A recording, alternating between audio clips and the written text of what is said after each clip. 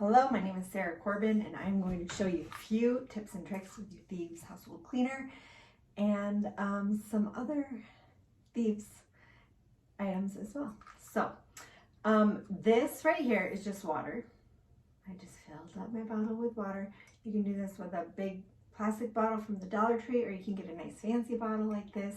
Sometimes Young Living gives these away for the monthly promos. I think that's how I got this one. So it's just water in there, and then you take your Thieves Household Cleaner and you put a capful in here.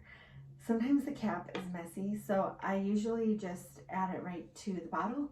And here's a nice little tip too. If you just cut a little hole in the top instead of taking off the whole piece, it's a lot less likely to spill and waste some of your cleaner. So I'm just going to pour it in here, about a capful. Okay, I'm really not a measurer when I cook, when I bake, but I'm not a very good baker.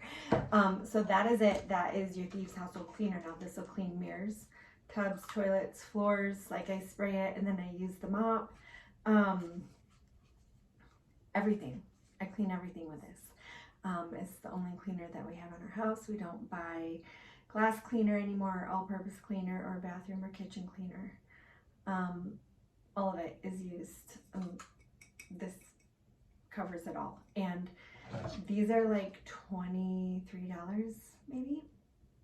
And it goes a long way, as you can see. Like, I only used a little bit. So anyway, that is Thieves Household Cleaner.